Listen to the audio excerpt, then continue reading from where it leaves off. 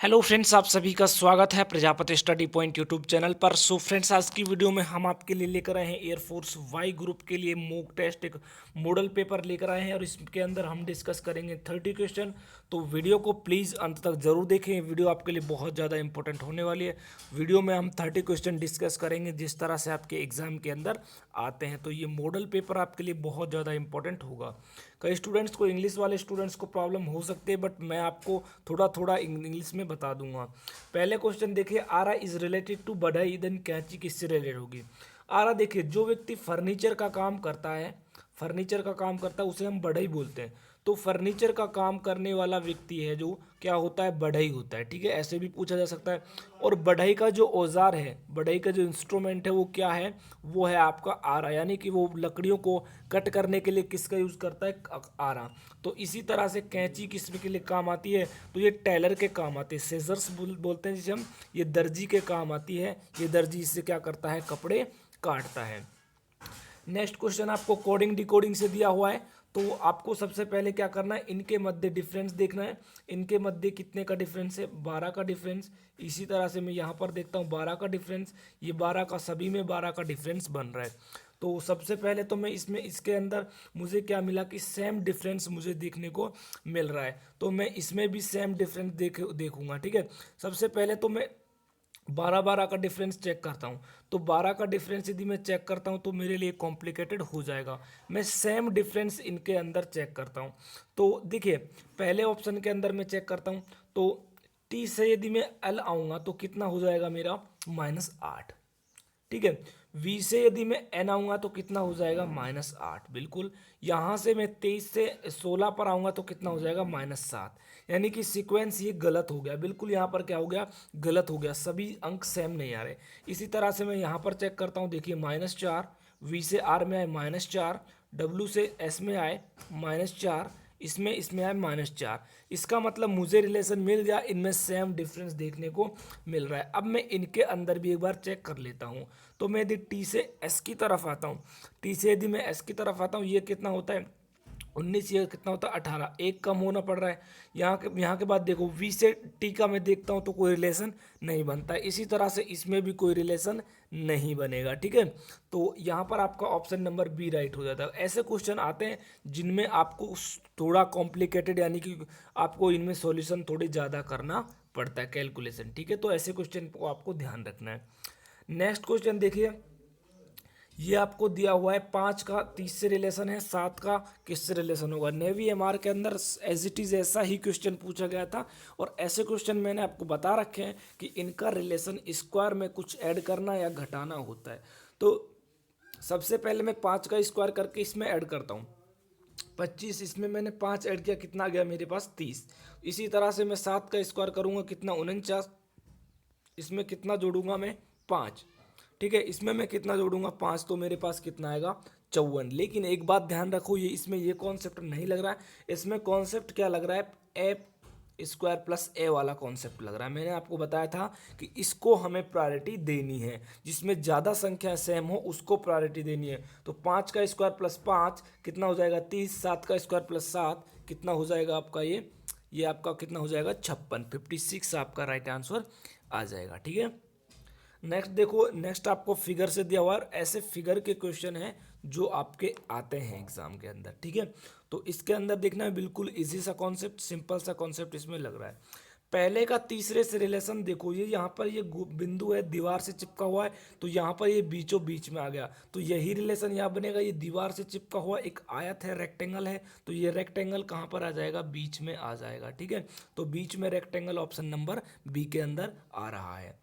Next देखिए, I hope आपने अभी तक सभी क्वेश्चन सही किए होंगे। इनमें से आपको क्या करना है कि अलग अक्षर विषम शब्द यानी कि ओड आपको इनके अंदर बताना है।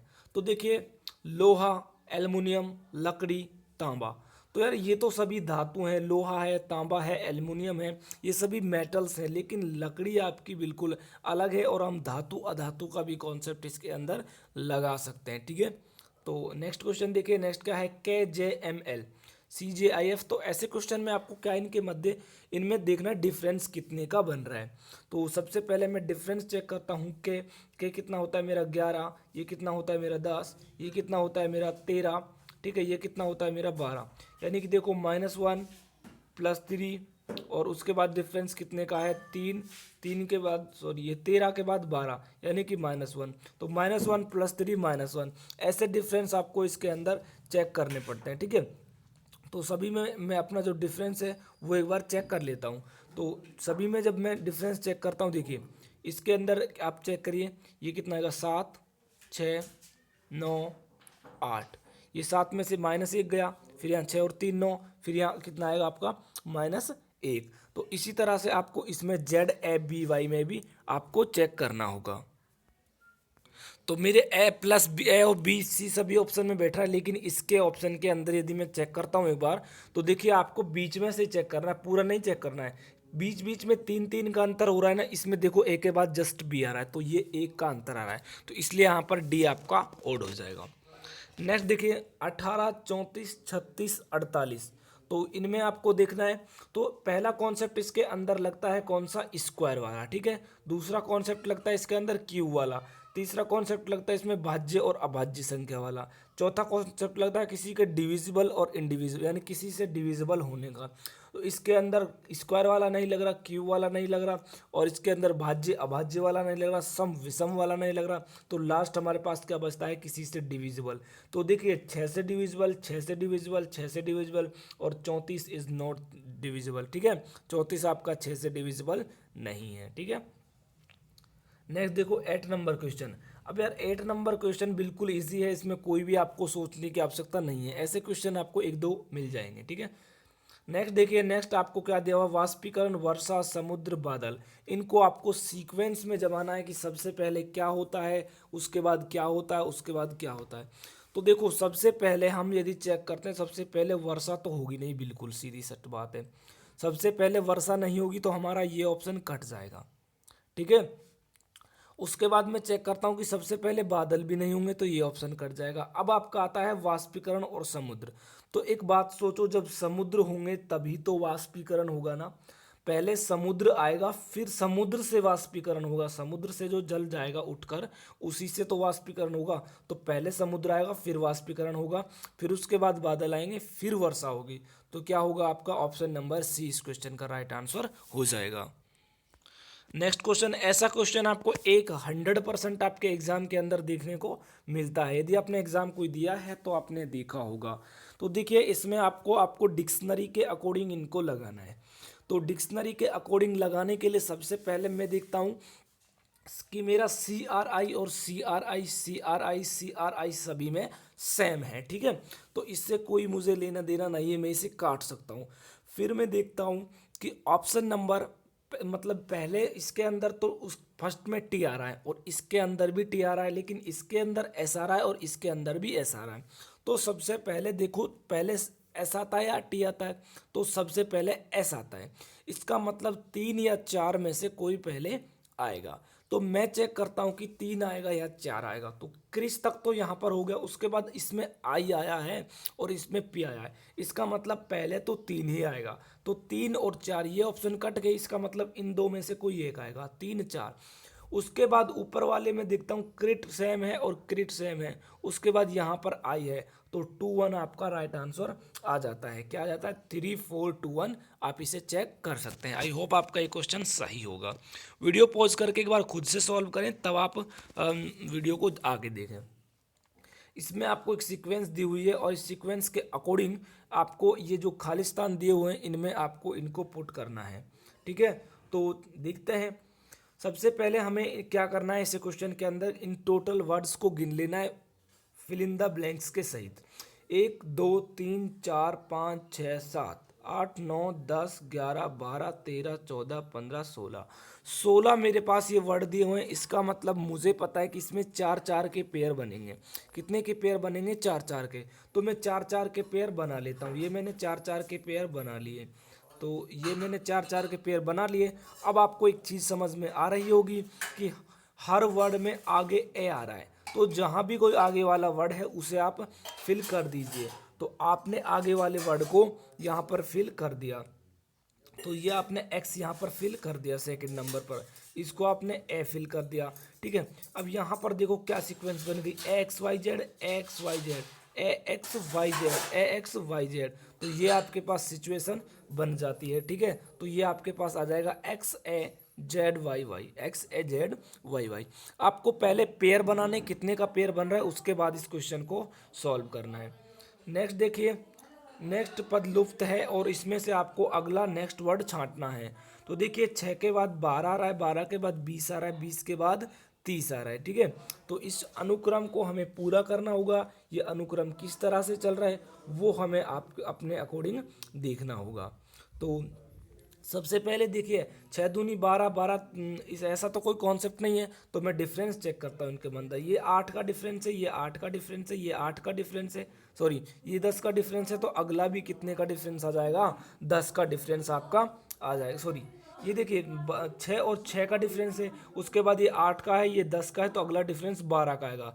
30 और 12 कितना हो जाएगा आपका 42। ऑप्शन नंबर सी इस क्वेश्चन का राइट आंसर आ जाएगा। ठीक है, नेक्स्ट क्वेश्चन देखिए, ऐसे फिगर के क्वेश्चन आपको एग्जाम में अक्सर देखने को मिलते होंगे। तो इनमें आपको चेक करना है कि कौन सा आपको आगे आने वाली आकृति में आएगा। तो यहाँ पर देखो, पहले मेरे पास ये 3 गोले थे और उनमें से ये आकृति दी हुई थी। तो पहली कंडीशन में मेरे पास नीचे से एक गोला गायब हो जाता है। क्या हो जाता है, एक गोला गायब हो जाता है। सेकंड कंडीशन में मैं यदि चलता हूँ तो ऊपर वाली जो आधा गोला है वो गायब हो जाता है। सेकंड कंडीशन में चलता हूँ तो ऊपर वाला एक आधा गोला गायब हो जाता है। अब मैं फोर्थ कंडीशन में चलूँगा तो मेरे पास नेक्स्ट थर्ड उसमें क्या आएगा, नीचे वाला एक गोला और गायब हो जाएगा, और यहाँ पर आपका कौन सा ऑप्शन राइट हो जाएगा, बी ऑप्शन। ठीक है, पहले एक गोला नीचे से गायब हो रहा है, फिर ऊपर से, फिर नीचे से, फिर ऊपर से। तो इसके अकॉर्डिंग आप इसे सेट कर सकते हैं। नेक्स्ट क्वेश्चन देखिए, विजय कहता है आनंद की माता मेरी माता की एकमात्र क्या है, पुत्री है। यानी कि सोचो, विजय कह रहा है सॉरी आनंद, विजय कह रहा है किससे, आनंद से, कि आनंद की जो माता है ना, मेरी माता की पुत्री, यानी कि मेरी माता की पुत्री मेरी क्या लगी, बहन। मेरी बहन है ना जो, वो आनंद की माता है। क्या है, आनंद की माता है। तो इसने क्या कहा है कि आनंद का उससे क्या संबंध होगा, आनंद का विजय से क्या संबंध होगा। तो आनंद का विजय से सीधा सीधा संबंध हो गया भांजा। एक बार फिर से समझ लीजिए, ये कह रहा है आनंद की माता मेरी माता की एकमात्र पुत्री है। तो मेरी माता यानी आप खुद की माता सोचिए, खुद आपकी खुद की माता की जो पुत्री होगी आपकी बहन होगी, और आपकी बहन का लड़का आपका क्या लगेगा, भांजा। क्या लगेगा, भांजा। Option number C. Next question देखिए, एक क्वेश्चन इनमें से कट गया 36 नंबर का। वो क्या था कि बाण भट्ट किसके द्वारा लिखी गई है। ठीक है, सॉरी हर्षचरित्र किसकी रचना है, तो हर्षचरित्र बाण भट्ट की रचना है। किसकी रचना है, बाण भट्ट की। ठीक है, ध्यान रखना। नेक्स्ट देखिए, जब हम भूमध्य रेखा के उत्तरी ध्रुव की ओर जाते हैं तो गुरुत्वाकर्षण जी पर क्या पड़ता है, गुरुत्व त्वरण, सॉरी गुरुत्व त्वरण की यहाँ पर बात हुई है, एक्सीलरेशन ड्यू टू ग्रेविटी, उस पर क्या इफेक्ट पड़ता है। ठीक है, तो वो हमें इफेक्ट देखना है। तो वो क्या होता है, आपका जी की वैल्यू बढ़ जाती है। ठीक है, जैसे जैसे वहाँ पर किसकी वैल्यू घटती है, आर की वैल्यू। देखिए जब हम किस पर जाएंगे, उत्तरी ध्रुव पर जाएंगे तो आर की जे की वैल्यू क्या, सॉरी आर है जो आपका आर, उसकी वैल्यू बढ़ेगी। क्या होगी, इंक्रीज होगी, सॉरी घटेगी। एक सेकेंड, जी की वैल्यू है जो जी है, देखो सबसे पहले हम कॉन्सेप्ट पर चलते हैं। जी इज इक्वल टू क्या होता है आपका, G M M upon R square. तो जैसे जैसे हम उत्तरी ध्रुव की ओर जाते हैं तो रेडियस की वैल्यू है वो बढ़ती है। जब रेडियस की वैल्यू, सॉरी रेडियस की वैल्यू घटती है, रेडियस की वैल्यू जब घटेगी तो जी की वैल्यू क्या हो जाएगी, ऑटोमेटिकली बढ़ जाएगी। ठीक है, तो ये कॉन्सेप्ट थोड़ा सा क्लियर कर लेना। नेक्स्ट देखिए, हजामत का शीशा, यानी कि नाई के पास जो शीशा होता है वो किस शीशे का यूज़ करता है। ठीक है, तो दाढ़ी बनाने के लिए इसने पूछा है हजामत का शीशा कौन सा शीशा होता है। तो ये कॉनकेव यानी कि अवतल शीशा होता है। कौन सा होता है, ये अवतल होता है। आपका option number B right. Next question देखिए, नेक्स्ट है आपका लोकसभा के लिए सबसे पहले आम चुनाव, फर्स्ट इलेक्शन कब हुए लोकसभा के। तो बहुत ज़्यादा इंपॉर्टेंट क्वेश्चन है, ये बहुत पूछा जाता है। तो लोकसभा के लिए जो फर्स्ट चुनाव थे वो 1951 से लेकर 1952 में हुए थे, ठीक है, 1951-2 के अंदर हुए थे। तो ऑप्शन नंबर यहाँ पर बी आपका राइट हो जाता है। नेक्स्ट क्वेश्चन देखिए, टूटी हड्डियों को जोड़ने के लिए निम्नलिखित में से किसका प्रयोग किया जाता है? तो टूटी हड्डियों के लिए आपने सुना होगा कि पीओपी होता है। क्या होता है? पीओपी। पीओपी की यदि हम फुल फॉर्म देखें तो प्लास्टर ऑफ पेरिस होता है। क्या होता है? प्लास्टर ऑफ पेरिस होता है। नेक्स्ट क्वेश्चन देखिए, प्रतिवर्ष शिक्षक दिवस कब मनाया जाता है? तो ये क्वेश्चन इंपॉर्टेंट है, बहुत पूछा जाता है। प्रतिवर्ष जो शिक्षक दिवस है वो 5 सितंबर को मनाया जाता है, ठीक है। जीके के क्वेश्चन थोड़े फास्ट करेंगे हम, फिर मैथमेटिक्स के आ जाएंगे। निम्नलिखित में से जल जनित रोग कौन सा है? इनमें देखना है आपको जल जनित रोग कौन सा है। तो आपका जो हैजा है वो क्या है? जल जनित रोग है। नेक्स्ट क्वेश्चन है, सौर सेल को बनाने में किस तत्व का प्रयोग किया जाता है? तो सौर सेल को जब हम बनाते हैं तो उसके लिए सिलिकॉन का यूज़ किया जाता है, क्योंकि जो सिलिकॉन और जर्मेनियम है ये आपके सेमीकंडक्टर्स हैं। क्या है? ये अर्धचालक है। नेक्स्ट क्वेश्चन है, दिल्ली में 3 अक्टूबर से 14 अक्टूबर तक आयोजित 2010 के कॉमनवेल्थ में दीपिका कुमारी के स्वर्ण पदक किसमें मिला था? तो 44 का हमारा राइट आंसर हो जाएगा ऑप्शन नंबर बी। महिलाओं की तीरंदाजी एकल प्रतिस्पर्धा के अंदर इनको क्या मिला था? इनको गोल्ड मेडल मिला था, ठीक है। बहुत इंपॉर्टेंट क्वेश्चन है, पूछा भी जाता है दीपिका कुमारी किस खेल से संबंधित है, तो ये तीरंदाजी से हो जाती है। नेक्स्ट क्वेश्चन है, भारत का राष्ट्रीय वृक्ष कौन सा है? तो भारत का राष्ट्रीय वृक्ष आपको बताना है। तो भारत का राष्ट्रीय वृक्ष क्या है आपका? ये हो जाता है क्या? बरगद। क्या हो जाता है? बरगद। ऑप्शन नंबर आपका सी राइट हो जाता है। नेक्स्ट क्वेश्चन बहुत पूछा जाता है, कथकली नृत्य किस राज्य से संबंधित है? तो कथकली की यदि मैं बात करूं तो ये केरल से संबंधित है। किससे संबंधित है? केरल से। लेकिन ध्यान रखना, एक नृत्य होता है कथक, तो वो कथक किससे संबंधित है? यूपी से। नेक्स्ट क्वेश्चन 47, निम्नलिखित में से किसे भारत रत्न नहीं मिला है? तो इनमें से किसको भारत रत्न नहीं मिला है? तो मोरारजी देसाई को, राजीव गांधी को, गुलजारीलाल नंदा को, अटल बिहारी वाजपेयी को। तो देखिए, अटल बिहारी वाजपेयी को तो अभी 2015 के अंदर इसको जो भारत रत्न दिया गया था, ठीक है। तो आपको इनमें से देखना है कि किसको नहीं मिला था, ठीक है। तो मोरारजी देसाई को क्या रत्न कब मिला था? 1991 के अंदर। कब मिला था? 1991 के अंदर। तो सो फ्रेंड्स, यहाँ पर ऑप्शन आपको ऐसे दिए हुए कि इन सभी को मिला है, तो यहाँ पर आपका थोड़ा सा क्वेश्चन में आपको मिस्टेक हो गई है। नेक्स्ट क्वेश्चन देखिए। सो फ्रेंड्स, हम कर चुके हैं 25 क्वेश्चन और अब आता है हमारा मैथमेटिक्स का सेशन। तो आप यदि वीडियो में यहाँ तक बने हैं तो बहुत आपको बेनिफिट इस वीडियो का मिलेगा। 8 घंटे प्रतिदिन कार्य करते हुए अनु एक पुस्तक को 18 दिन में तैयार कर सकती है। यदि वे 12 दिन में पूरा करना चाहे तो कितने दिन उसको प्रति घंटा वर्क करना होगा? तो MDH वाला फॉर्मूला लगा दीजिए। यानी कि देखिए, 8 घंटे प्रतिदिन वो वर्क करती है और 12 दिन में उसे पूरा कर देती है।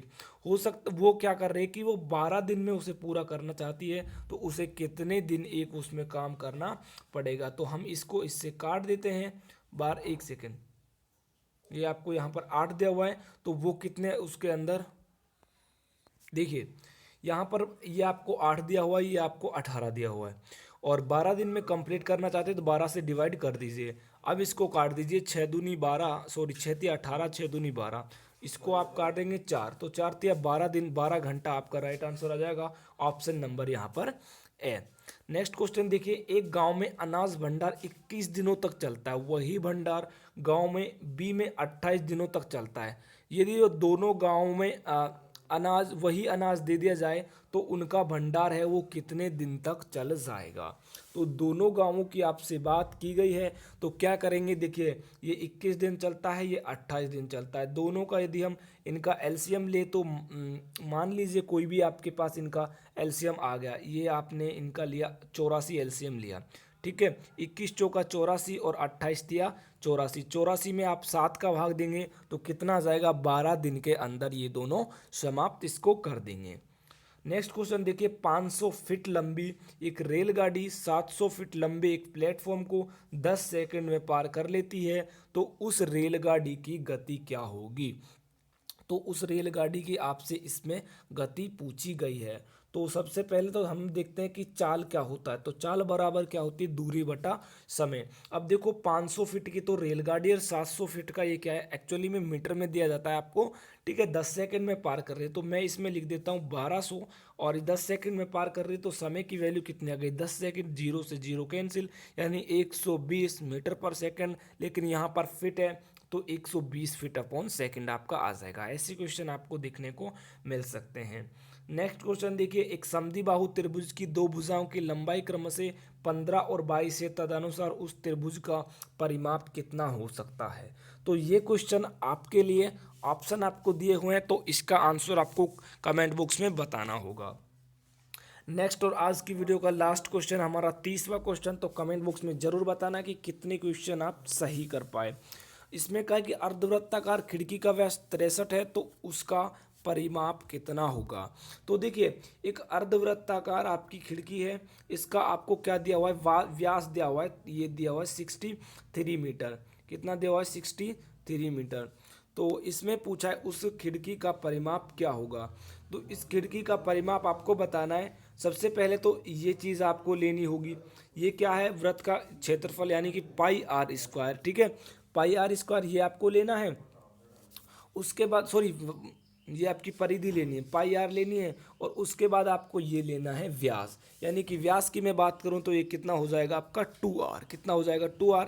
इनको ऐड करिएगा और यहाँ से जब आप r की वैल्यू निकालेंगे तो इजीली 162 आप यहाँ पर फाइंड कर पाएंगे। तो फ्रेंड्स, हमने किए 30 क्वेश्चन, बहुत इंपॉर्टेंट क्वेश्चन थे। ये हमारा प्रैक्टिस सेट नंबर 1 था। तो इसी तरह से हमारे प्रैक्टिस सेट चलते रहेंगे। यदि ये वीडियो आपको पसंद आए तो प्लीज़ वीडियो को लाइक करें, अपने दोस्तों में शेयर करें।